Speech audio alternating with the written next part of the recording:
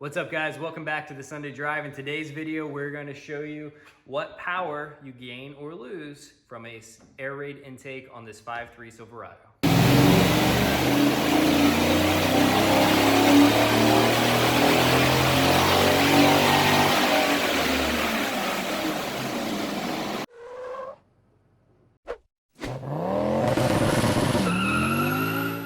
So welcome back to the channel, guys. Way too long ago, we added this 6.2 intake to my 5.3 truck. So we wanted to show you guys how much power it adds or doesn't to this engine. And for those of you that don't know, we've paired this with a 6.2 intake manifold and throttle body, and we did a full AFM delete on this truck. So with a GPI stage 1 cam, ported heads, that full build is up on the YouTube channel, so be sure to go and check that out. Now the tune on this truck is not finalized. We are still working on refining the tune. Although the truck does run really good, it should be making a little bit more power. But we wanted to do a baseline with where the tune was sitting at. We then did a baseline with the 6.2 intake manifold and throttle body, and you can watch how much power those added in the video at the link above. And now we are doing the air raid intake to see how much power that adds on top of those other mods, so that you can decide if it's a worthwhile upgrade for you.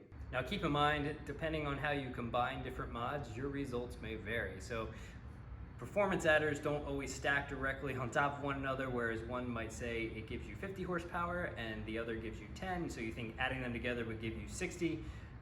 Reality, adding them together might still just give you 50, or maybe it'll give you like 55 or something. So different combinations of mods aren't an additive power gain, although hopefully you're adding a little bit of power with each one. So with that said, let's see how much extra power we picked up with the 6.2 intake manifold.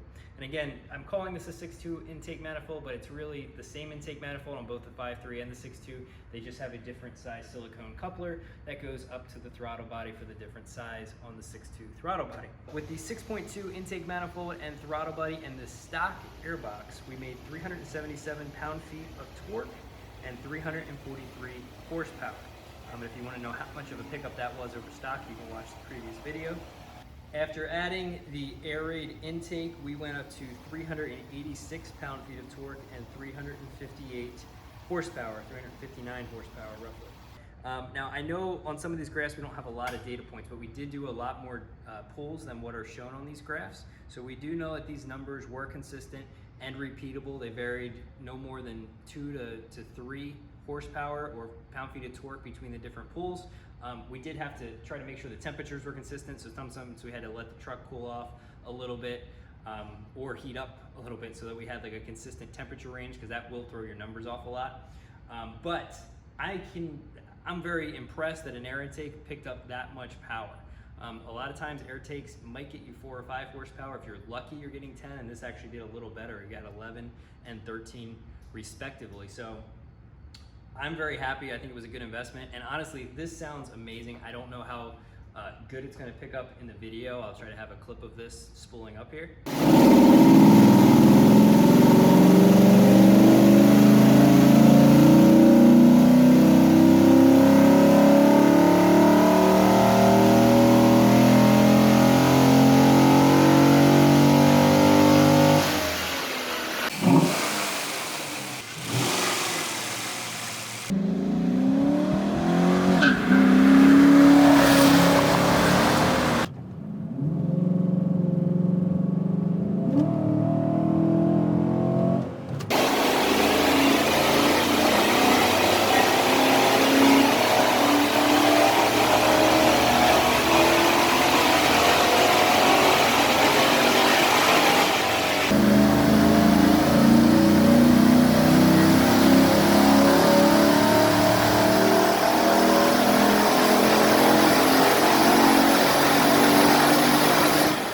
So I don't know how good that just sounded, but in person it sounds so much louder and impressive than the stock truck.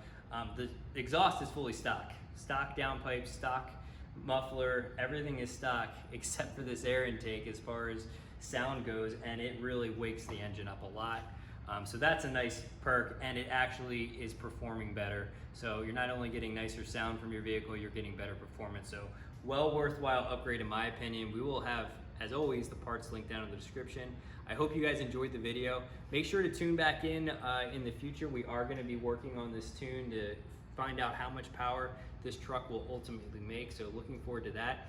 And another side note, the upgraded drive shaft we did on here performed really well. We get up to 140 miles an hour about 20 times between all the different pulls we did for this video and the previous video, and it hasn't exploded. Now, Driveline Performance has said they did not speed test this, so we were speed testing it for them. I guess it held up well. I cannot promise you wouldn't have a failure. I'm just reporting on what our experience has been, and so far, with about 20 pulls up to 140 miles an hour, we didn't have any issues with the drive shaft whatsoever. So definitely a nice upgrade over stock. So if you're gonna do dyno pulls, make sure to upgrade that drive shaft. So thanks for watching. We'll see you back in the next video.